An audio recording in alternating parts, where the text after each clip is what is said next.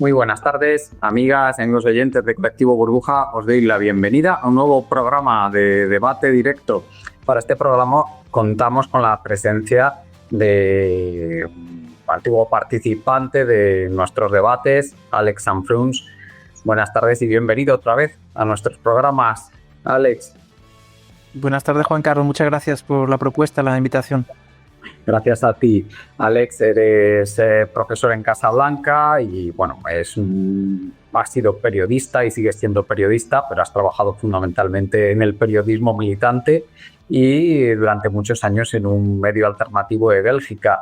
Has trabajado mucho, especialmente los temas de neocolonialismo en Latinoamérica, también en África, y recientemente has escrito un libro que recomendamos aquí ya de entrada, que se titula Níger, otro golpe de Estado o la revolución panafricana.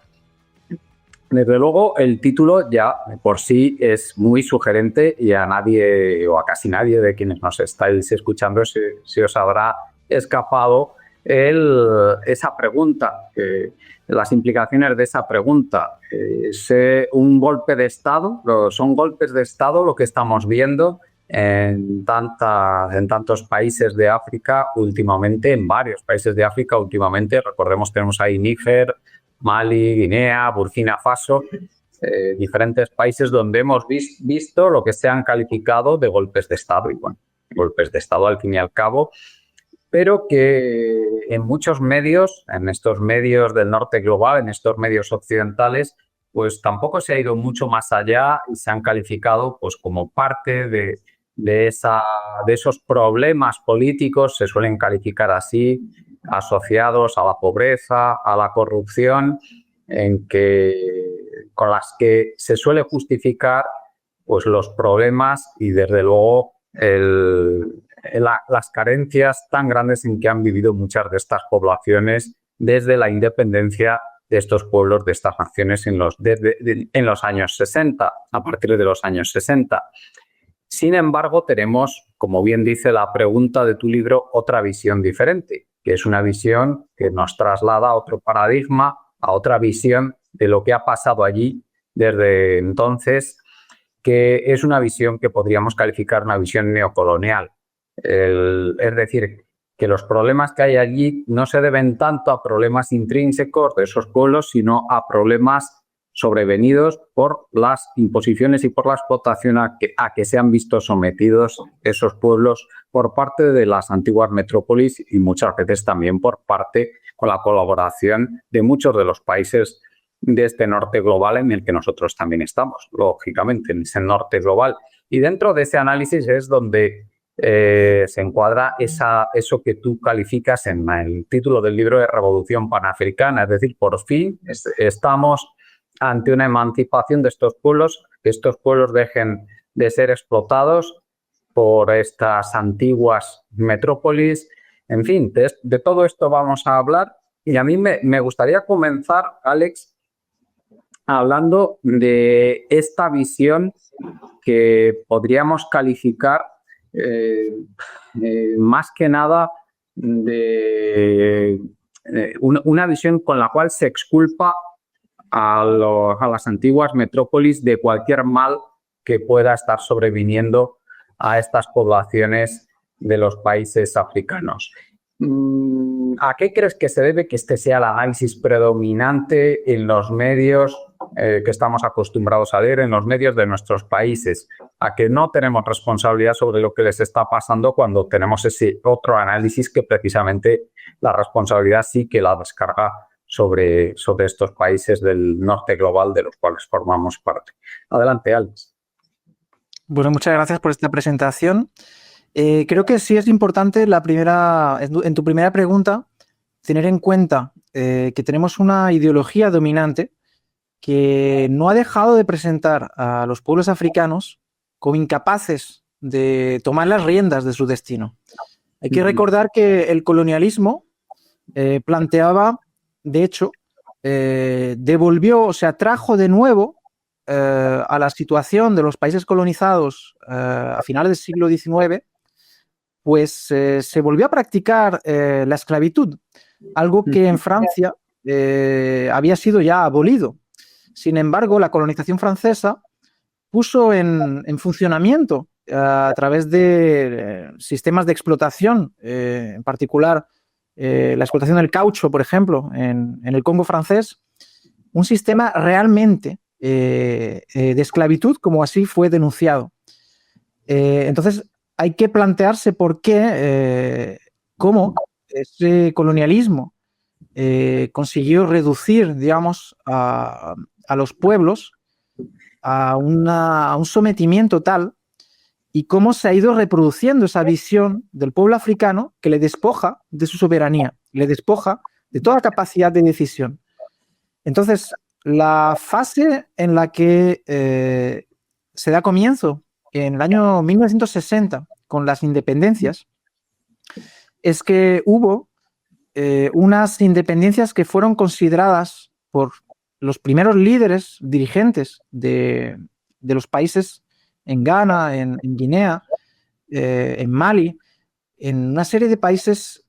Muchos de esos líderes consideraban que el objetivo, en principio, a priori, no era la creación de estados independientes, sino que tenían una visión mucho más amplia y crear una federación africana. África debía unirse, ya que el colonialismo había creado una división de los pueblos, había creado una división artificial.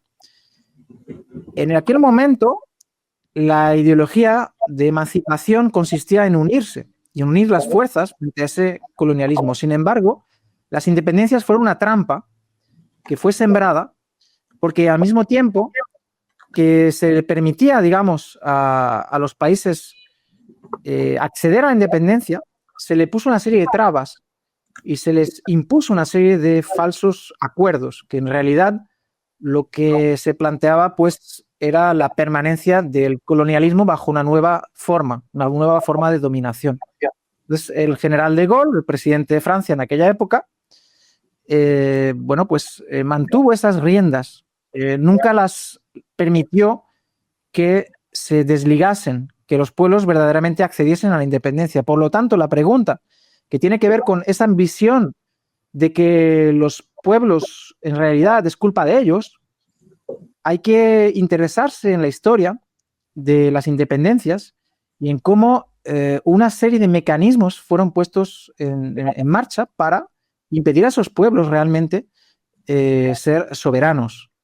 Cuando uno toma en cuenta esos hechos fundamentales, digamos que uno de unos cuantos los explico y los describo en el libro, entonces la mirada se transforma y uno comienza a darse cuenta de que todo este planteamiento de que los pueblos africanos están destinados a la extrema pobreza, que la corrupción es sistemática y que es algo que nunca podrán, digamos, salir de esa condición, pues uno debe plantearse por qué razón. La primera pista que me gustaría dar es que en el momento en el cual se dieron las independencias, año 1960, muy rápidamente se aprobaron unos acuerdos con una gran mayoría de países del África francófona, que eran pertenecientes a la antigua potencia colonial, territorios coloniales, colonizados, un acuerdo que impedía establecer, digamos, la venta de las materias primas estratégicas a otros socios con toda libertad, y establecía una serie de preferencia en los acuerdos comerciales con la antigua potencia colonial. Así que esas riquezas extraordinarias que tenían esos territorios no pudieron ser, digamos, explotados para beneficio de los pueblos, sino que Francia mantuvo el control sobre esos recursos, beneficiándose de ellos en condiciones preferentes, ¿no?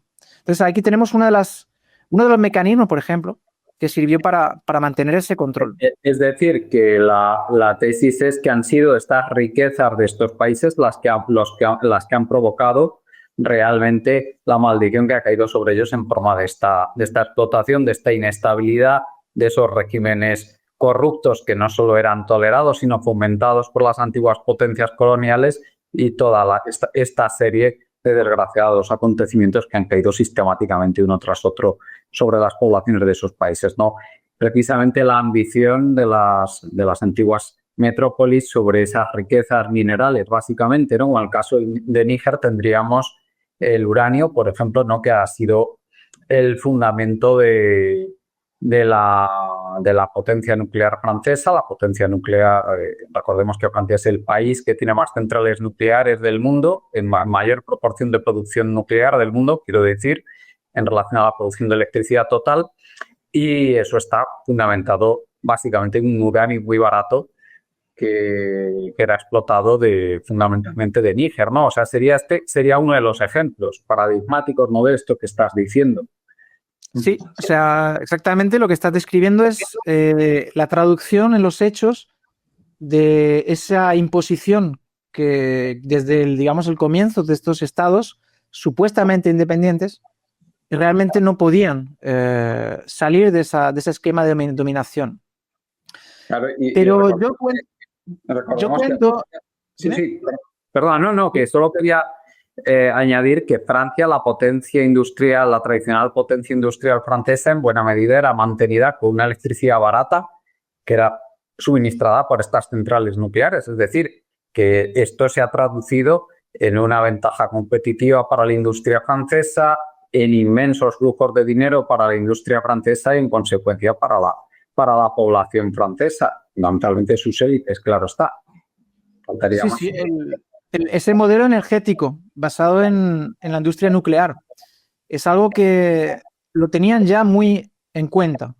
O sea, hubo una serie de exploraciones. En el caso de Níger, bueno, al menos hay otros países en los cuales había riquezas también muy importantes. Gabón, por ejemplo, también. Y resulta, lo más interesante, es que el caso del uranio, que lo estudio en un capítulo del libro, porque yo digo que la historia de África no puede comprenderse sin conocer la historia de las materias primas. Entonces, el caso del uranio, yo lo explico, trato de describirlo, y es muy importante porque en un momento dado, cuando Francia descubre esos yacimientos de uranio, está ya cambiando su óptica hacia esa potencia, digamos, basada en la energía nuclear, y evidentemente luego Francia va incluso desarrollar esa industria tecnológica y va a venderlo también a otros países. Pero bueno, lo importante es tener en cuenta que cuando descubre ese yacimiento, en el caso de Níger, por ejemplo, obviamente eso empieza a explotarse a partir del inicio de los años 70, en el año 71, por una empresa, Areva, que se convertirá pues, en una gran multinacional muy importante, y esa producción se multiplica en escasos años. Sin embargo, desde el comienzo de esa explotación comienza a haber la inquietud por parte del primer presidente de Níger, precisamente de tratar de negociar el precio del uranio. Recordemos que en ese contexto, de finales de los años 60, principios de los 70, una serie de países que empezaron a poner encima de la mesa, en particular, por ejemplo, Libia. Gaddafi pues hizo nacionalización y trató de hecho cambió esa correlación de fuerzas con las empresas petroleras, y había toda una serie de dinámica de los países del sur de que era importante pues tratar de negociar el precio para que los estados se beneficiasen más de la explotación de esos recursos nacionales, en lugar de que fueran multinacionales extranjeras. El primer presidente de Níger, de hecho, es algo que yo describo también en el libro, fue derrocado en el año 1974 como consecuencia de esta situación. De hecho, ya en aquella época los observadores dijeron que estaba previsto que hubiera una reunión con Francia una semana más tarde, más o menos, de que hubiera el golpe de Estado, y además se había abierto hacia otros socios. Así que ese presidente, que era Mani Diori, recibió un golpe de Estado sangriento, por cierto, en el cual falleció su esposa. Y bueno, no fue un golpe de Estado, limpio, sino que realmente hubieron víctimas. Y bueno, En aquel caso, las razones que lo motivaron eran bastante obvias. Entonces, esta cuestión es lo que es el segundo factor que yo también planteo en el libro. Es decir, por un lado, hubieron acuerdos que fueron imposiciones, o sea, falsas independencias, falsos acuerdos, porque realmente fueron imposiciones. Y en tercer lugar, otro factor que hay es la cuestión del sabotaje y la injerencia neocolonial, que nunca ha dejado de existir, que es algo que por naturaleza se ha llevado a cabo de manera clandestina y en la sombra, es decir, golpes de Estado fomentados por la antigua potencia colonial, desestabilizaciones, sabotajes e incluso pues, asesinatos de presidente, como por ejemplo en el caso de Togo, Silvanus Olympio, uno de los primeros presidentes africanos, de hecho, primer golpe de Estado y asesinato de un presidente africano, quien realmente había reclamado esa soberanía auténtica y había cuestionado, por ejemplo, la pertenencia a la zona monetaria franco-cefa, que era la moneda colonial. Que ahora te voy a pedir que nos expliques un poco más en qué consiste este franco CFA y cómo ha perjudicado también a los países de ese área donde se estableció esa moneda que, si no estoy mal informado, es una moneda que tiene un tipo de cambio fijo que tenía en tiempos un tipo de cambio fijo con el franco francés, ¿no? Y ahora pero que se sigue manteniendo, muchos países siguen estando dentro de ese área, que ahora, por supuesto, sigue unido el tipo de cambio al euro actualmente.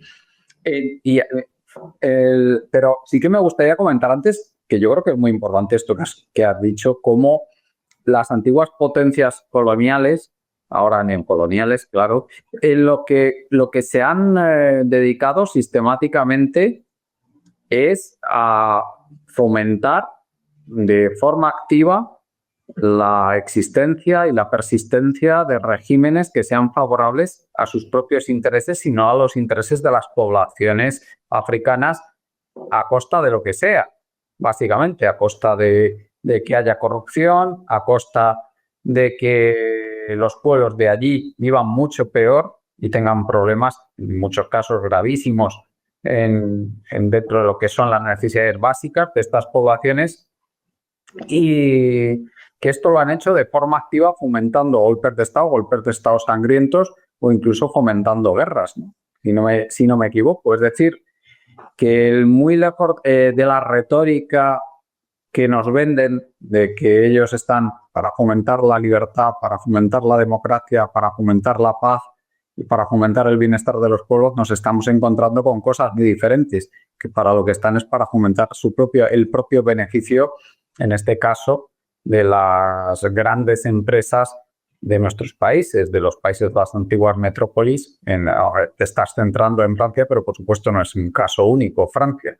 Lo que se ha dado en más ocasiones. O sea, esta es la situación real con lo cual vemos que el discurso oficial esconde una hipocresía de dimensiones insondables, ¿no? El caso de Nigeria, por ejemplo, fronterizo, país vecino de Níger, al sur de Níger, que es uno de los países, digamos, mayores potencias del continente africano, junto con África del Sur, en realidad revela esto también. A finales de la década de los 60, una red de matones y de espías de la antigua potencia colonial, que venían de la época del colonialismo, fueron utilizados para apoyar, digamos, una serie de regímenes, pero también, en el caso de Nigeria, por ejemplo, fomentaron el secesionismo de Biafra, que es conocido como la Guerra de Biafra, ¿verdad? Porque hubo toda una serie de campaña también a nivel de medios en aquella época. Es verdad que hubieron realmente pues, muchas muertes en aquel conflicto, pero lo que no se conoce, o se conoce poco, o se conoce más bien por los estudiosos, es el hecho de que existen pues, numerosos documentos, numerosos testimonios, incluso de los primeros implicados, de la red de desestabilización y de sabotaje formada, conocida como la France-Afrique, que es un concepto, un término que asocia Francia y África para explicar que habían relaciones, digamos, incestuosas de algún modo, favorables a los intereses franceses, siempre en la sombra. Y esos actores pues fomentaron realmente la desestabilización. ¿Por qué razón? Porque la zona del norte de Nigeria, muy rica en petróleo, estaba históricamente pues, en manos de las multinacionales anglosajonas.